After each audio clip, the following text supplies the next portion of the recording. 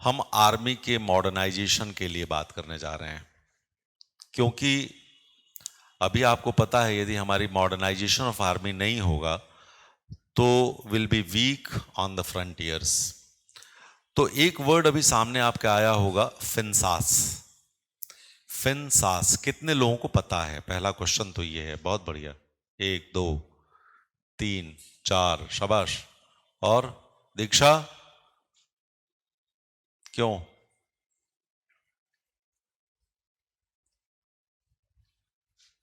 चलो, कुशवाहा ने हाथ उठाया, मैं खुश हुआ। Kushwaha, what is फिनसास?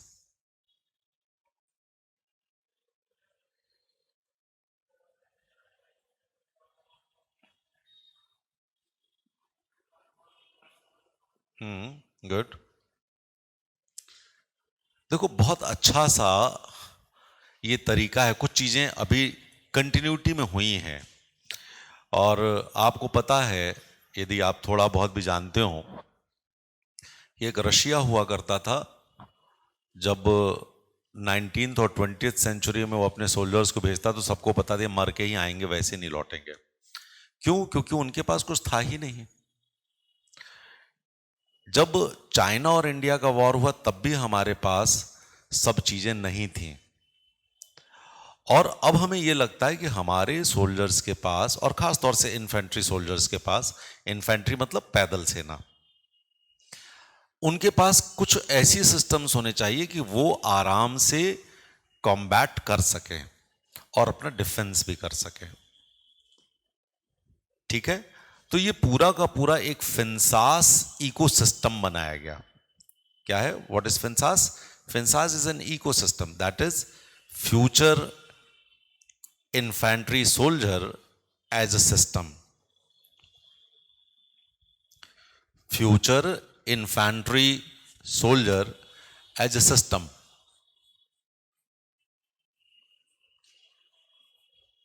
This is FINSAS. Future infantry soldier as a system.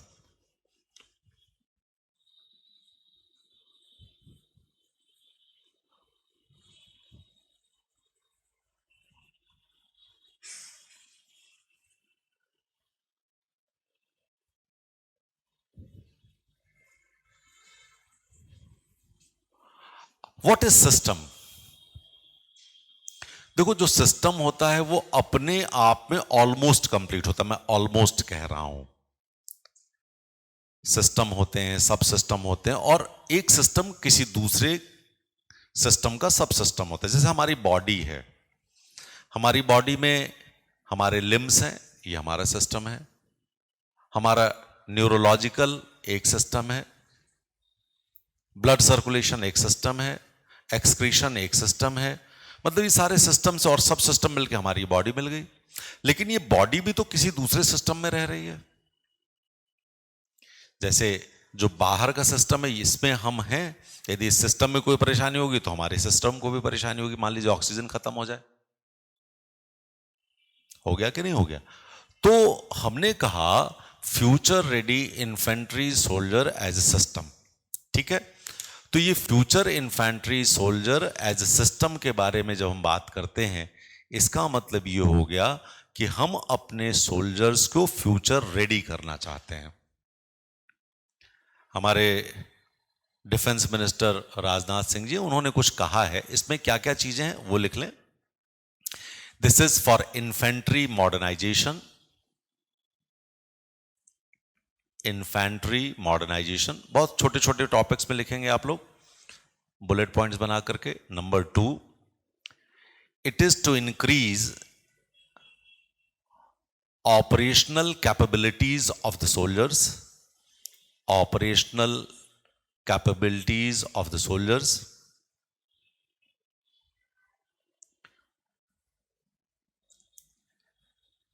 It is by equipping them with modern systems. अब ये मॉडर्न सिस्टम्स में क्या क्या इक्विप करेंगे?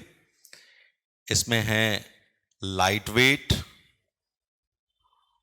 All weather, all terrain, cost effective and low maintenance. All weather, all terrain, cost effective and low maintenance, इसके सबके अर्थ समझ लीजिए। देखिए क्या कह रहे हैं कि ये लाइट वेट होना चाहिए ताकि सोल्जर जब लेकर के चले तो उसको फटीग ना हो। तो जब उन्होंने कहा कि लाइट वेट, तो ब्रैकेट में लिख लो to reduce fatigue. All weather, all terrain, इसका मतलब हो गया कि it will not fail in any system.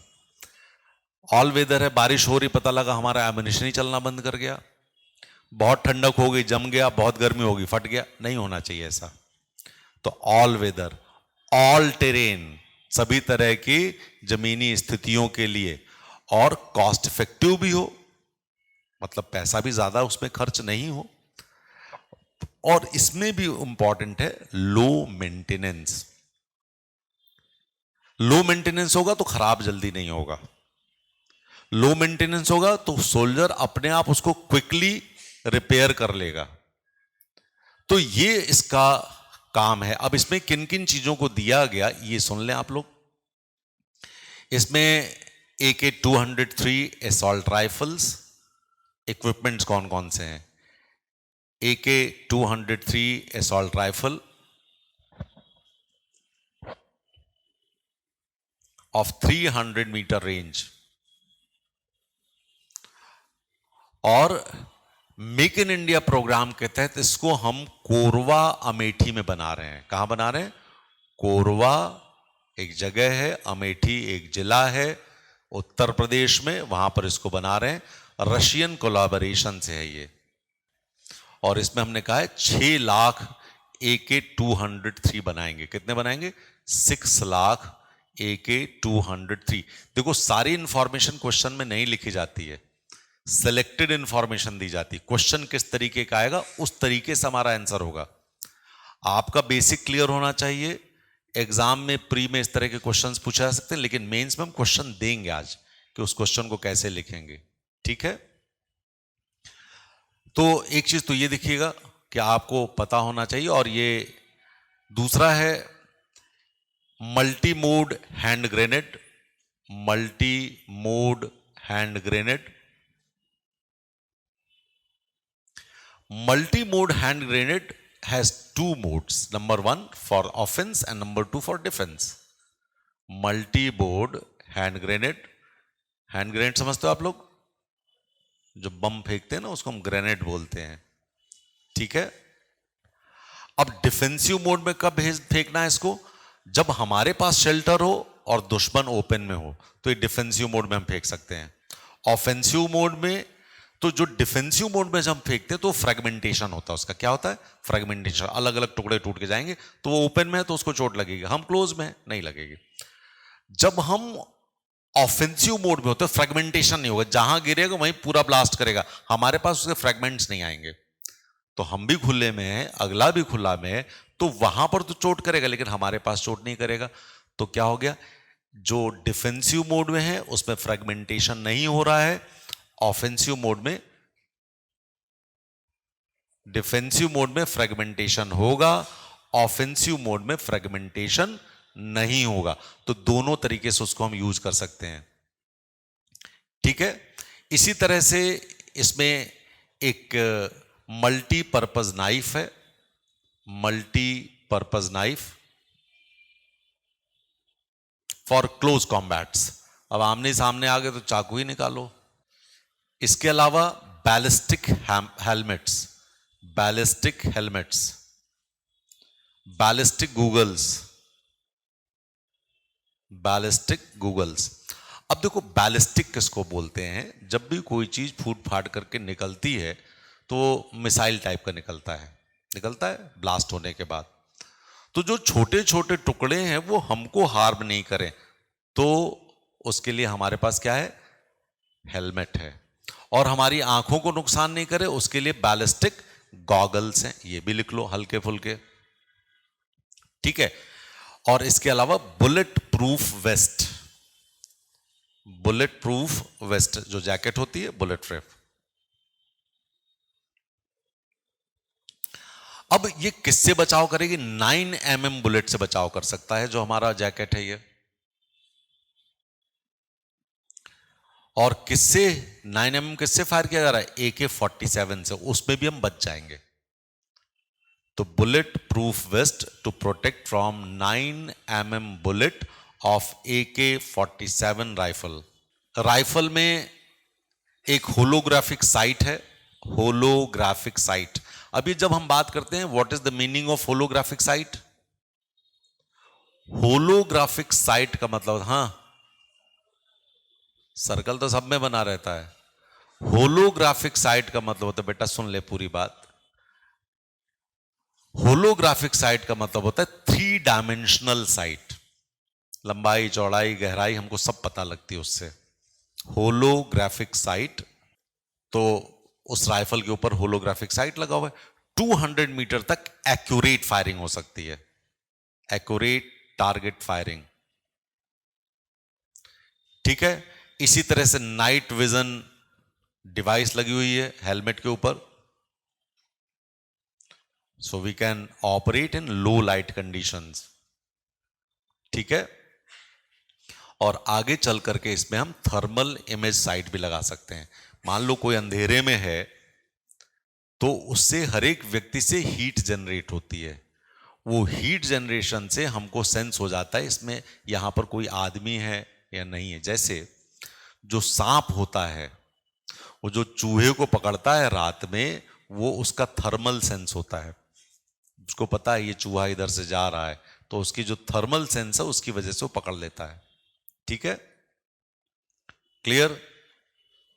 इसी तरह से फिनसास में हैंड्स फ्री कम्युनिकेशन सिस्टम है।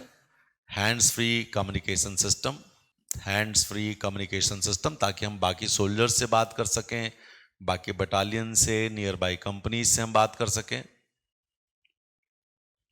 ठीक है, और सबसे बड़ी बात, ये सारा कुछ हम अपने देश के पब्लिक सेक्टर अंडरटेकिंग्स में बना रहे हैं, जो हमारी सरकारी कंपनियां हैं उसमें बना रहे हैं, और कुछ प्राइवेट इंडस्ट्रीज को हमने कॉन्ट्रैक्टिंग की है, कॉन्ट्रैक्ट आउट किया, कुछ निजी क्षेत्रों को भी हमने दिया हुआ है।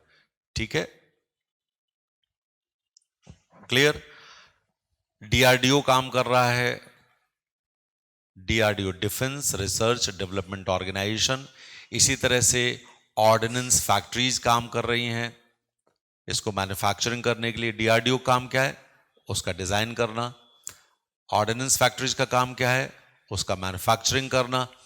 अब एक जो क्वेश्चन आता है अक्सर, ऑर्डिनेंस की स्पेलिंग लोग गलत लिखते हैं। क्यों Diksha, what is the spelling? Exactly, it is ORDNANC। I नहीं है। ऑर्डिनेंस जो होता है वो ऑर्डर जैसा होता है, लॉ जैसा होता है, वो कॉन्स्टिट्यूशनल वर्ड है। और ऑर्डिनेंस का मतलब शस्त्र बनाने का।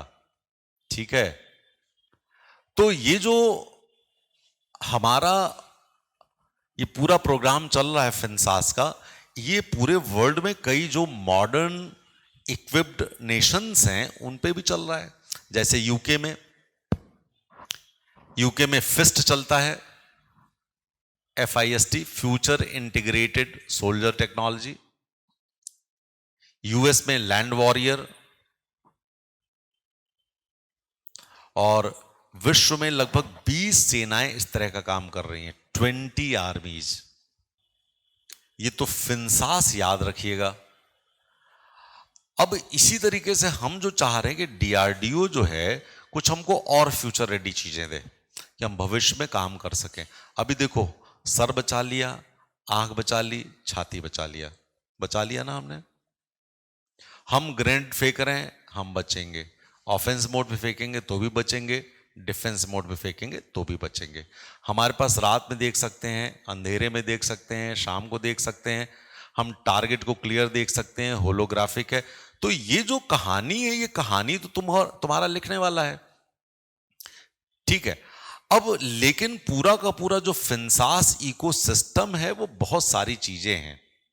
ठीक है, उसमें सिर्फ फिनसास एक कहानी दी गई है, बाकी बहुत सारी चीजें हैं।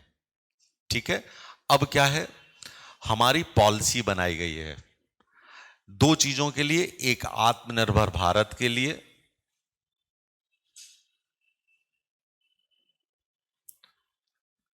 जो आत्मनिर्भर भारत है उसमें हम डिफेंस और एरोस्पेस पे आत्मनिर्भरता चाह रहे हैं। किसमें? वी वांट आत्मनिर्भर Bharat in defence and aerospace. ठीक है। और इसके लिए एक पॉलिसी बनाई गई थी DPEPP 2020। DPEPP ऐसे याद रख लोगे ना। दिस इज, लिख ले, defence production and export promotion policy 2020। क्यों कर रहे हैं हम? दो चीजें बहुत अच्छे समझ रहे हैं। नंबर 1, एक तो हमें विदेशों से खरीदना नहीं पड़े।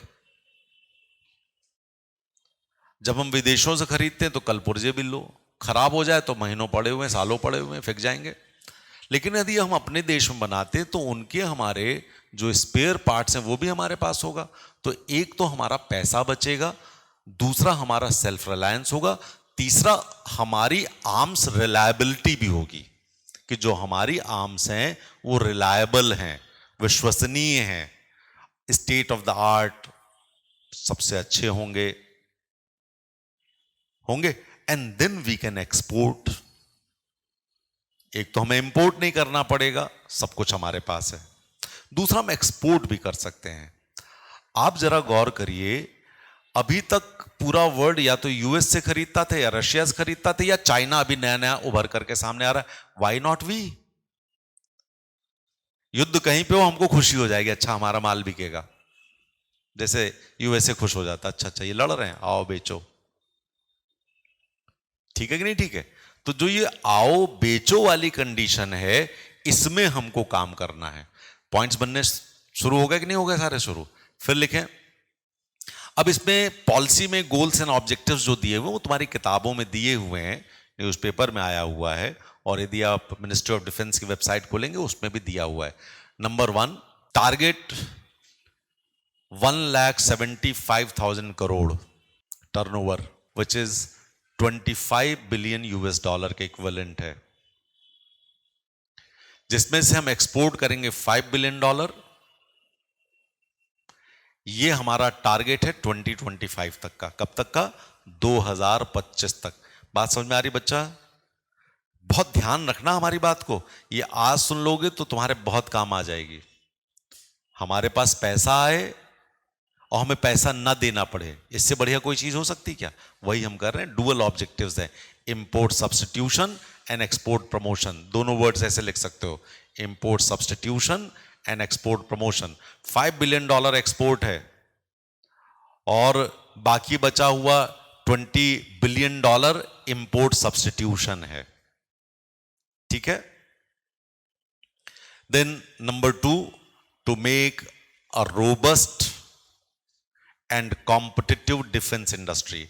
एक बहुत बड़ी और प्रतिस्पर्धी, मतलब लोग देखें कि भाई हमारा भी जो सामान हम बना रहे हैं वो बहुत सस्ता बिक रहा है, अच्छा बिक रहा है।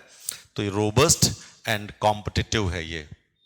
Third, in the field of aerospace, navy and infantry. Focus क्या है इसका? Aerospace, navy and infantry. Next point, to give impetus to make in India initiative. To give impetus, IMPETUS, to give impetus to make in India initiative. Impetus का मतलब push करना, आगे की ओर धकेलना, make in India पहल को आगे बढ़ाना। Next point, then to promote defence products and become a global partner in it. वैश्विक पार्टनर हम बने, लोग बेच रहे हैं। And then creating environment of research, development, innovation and IP ownership. IP means intellectual property ownership. देखो, intellectual property, जब हम कोई चीज खुद बनाते हैं तो उसका हमारे पास इंटेलेक्चुअल प्रॉपर्टी राइट होता है, वो कोई दूसरा नहीं बना सकता वैसा। बनाएगा तो उसके ऊपर फाइन लग जाएगा। तो इंटरनेशनली भी हम ये करना चाहते हैं। अब बड़ी सरल सी बात होगी, ये 4-5 पॉइंट यदि आपके पास हैं तो आप समझ सकते हैं। तो क्या क्या हमने किया आप लिखो। Number 1,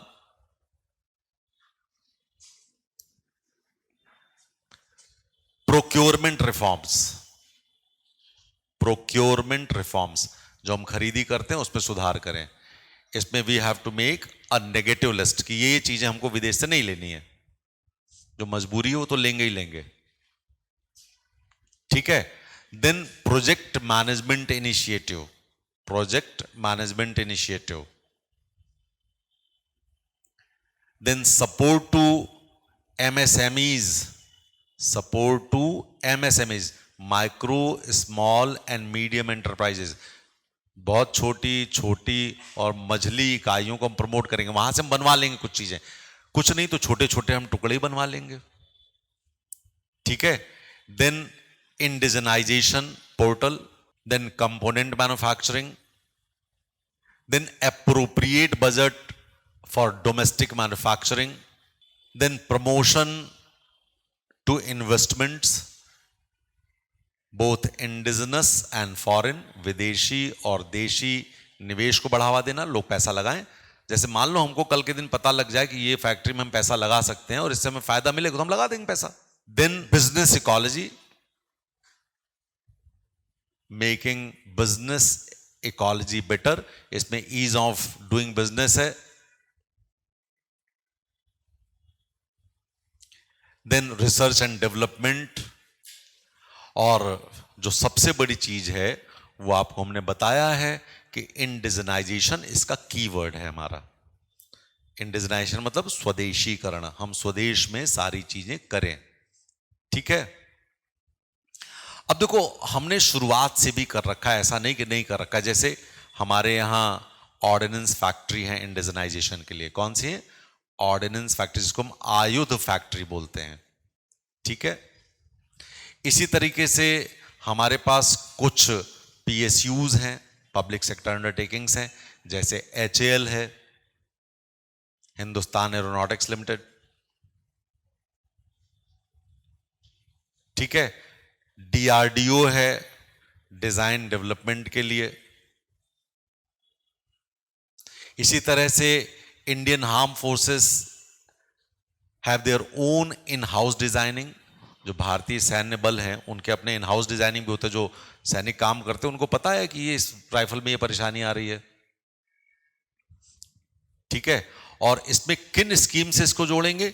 make in India programme, startup India programme, और साथ ही साथ we want to make defence corridor, defence corridors, UP और तमिलनाडु। अब क्वेश्चन ये आता, why do we want to indigenise? हम इंडिजनाइजेशन क्यों करना चाह रहे हैं? Huge expenditure of imports, huge expenditure due to imports, हमारा व्यय इंपोर्ट्स की वजह से बहुत ज्यादा हो रहा है। उसमें आप लिख सकते हैं India second largest arm importer है, ठीक है, सेकंड लार्जेस्ट आर्म इंपोर्टर। इससे क्या होता है? Loss of foreign exchange reserve, loss of foreign exchange reserve, विदेशी मुद्रा भंडार कम होता है, या डिप्लीशन लिखो, depletion of foreign exchange reserve, विदेशी मुद्रा भंडार में कमी। ट्रेड डेफिसिट, व्यापार घाटा,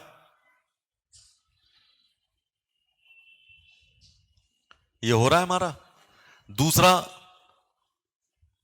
dependence on other countries for defence, दूसरे देशों पर रक्षा के लिए निर्भरता। तीसरा, एम्प्लॉयमेंट जनरेशनल एवेन्यूज, रोजगार बनेगा। देन ओवरऑल इंडस्ट्रियल ग्रोथ, होगा कि नहीं होगा? इंडस्ट्री का ग्रोथ होगा, एम्प्लॉयमेंट जनरेट होगा। Strategic independence. अब इस डिफेंस कैपेबिलिटी को बनाने के लिए हमने एक 4 पिलर्ड मॉडल दिया है।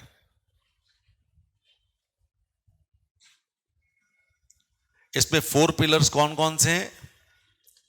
पहला है armed forces who are using it, armed forces who are using it. तो हम आर्म फोर्सेस से इंफॉर्मेशन, सजेशंस एंड एडवाइसेस लेते हैं। देन डीआरडीओ को दिया जाएगा, डीआरडीओ डिजाइनिंग में आएगी। Then PSUs and private enterprises, PSUs and private enterprises they will make it, manufacturing काम है इसका। एंड देन एकेडमिया, जो शिक्षा है वो लोग, एकेडमिया वो क्या करेंगे, they will study and teach. तो ये कौन कहां पे कोर्सेज चले जाएंगे, ये चले जाएंगे आईआईटीज में, एनआईटीज में, इंजीनियरिंग कॉलेजेस में। तो वहां पर जो यंग जनरेशन है they will involve themselves with the all levels of designing, perceiving, पहले परसीविंग लिखो, परसीविंग, डिजाइनिंग, मैन्युफैक्चरिंग, उसको सोचेंगे, डिजाइन करेंगे, मैन्युफैक्चर करेंगे। Then IP, intellectual property rights लेंगे। तो जितने ये हमारे एकेडमिया वाले इंस्टीट्यूशंस हैं, आईआईटीज, एनआईटीज हैं, they will be earning from their own researches. तो अभी जब मोदी जी ने बात कही थी तो जरा सोचो, उन्होंने अभी 15 अगस्त को क्या बोला। उन्होंने कहा जय जवान जय किसान, ये तो दिया था लाल बहादुर शास्त्री ने। फिर अटल जी ने जब सेकंड न्यूक्लियर किया था तो कहा था जय विज्ञान। और अभी मोदी जी ने कहा है जय अनुसंधान। तो अब 4 शब्द हो गए हमारे पास, जय जवान, जय किसान, जय विज्ञान, जय अनुसंधान। ये फिनसास हमारे लिए इतना इंपॉर्टेंट नहीं है जितना बाकी इंपॉर्टेंट है कि हम एक इकोसिस्टम बना रहे हैं जिसमें हम एक्सपोर्ट, इंपोर्ट, हमारे अपने को इंडिपेंडेंस मिल जाए, विदेशों पे कम हो जाए, ये चीजें इनको पॉइंट्स में लिखना। अब क्वेश्चन लिखो, Indian government has an inspirational project, as FinSAS. Discuss the causes